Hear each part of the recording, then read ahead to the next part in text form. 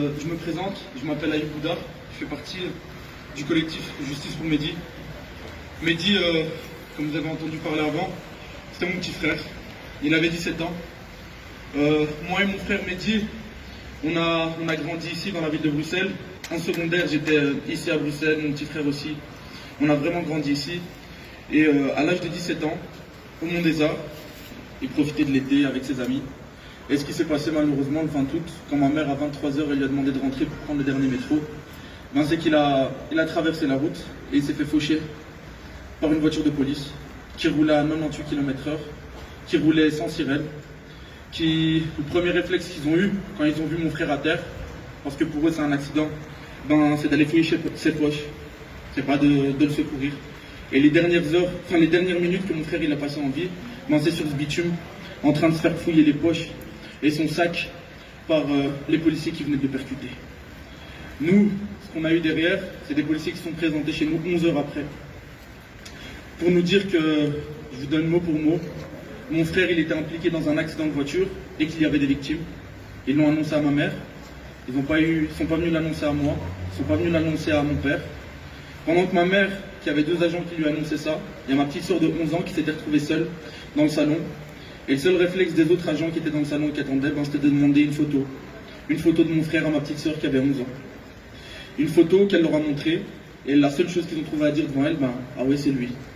C'est un traumatisme qu'elle garde, et qu'elle va garder tout au long de sa vie. Elle en pleure et elle en parle à un psychologue actuellement alors qu'elle a 13 ans, et c'est une douleur qu'elle ne pourra jamais surmonter. Si je me présente moi aujourd'hui pour vous parler de ça, c'est pour éveiller des consciences par rapport aux violences policières, parce que généralement les gens pensent que le processus après il est facile, qu'on est accompagné alors qu'on est laissé seul, en tout cas pour nous les familles, que c'est en dehors même du processus juridique, on n'a personne pour nous accompagner, et que même au niveau juridique, ça reste très compliqué. L'année passée, à la fin de l'année 2020, en fin d'année 2020, le procureur a prononcé un avis de non-lieu par rapport à l'affaire de mon frère. On n'a pas compris, on a resté choqués, parce que entre-temps, la justice s'est jamais adressée à nous, et le seul outil en fait qui nous permettait d'avoir une vérité et de mettre les personnes responsables face à leurs responsabilités, c'est ça. Et on a l'impression que même cet outil démocratique, on nous le refuse en fait. Que la seule chose qu'on nous laisse, c'est pleurer.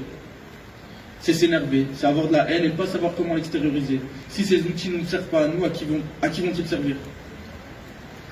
C'est pour ça que je me présente à vous, que je vous donne ces mots, et j'ai une pensée sincère pour la famille d'Adil, qui malheureusement, aujourd'hui, ont cet anniversaire macabre qui est les 1 an du décès de Adil, paix à son âme.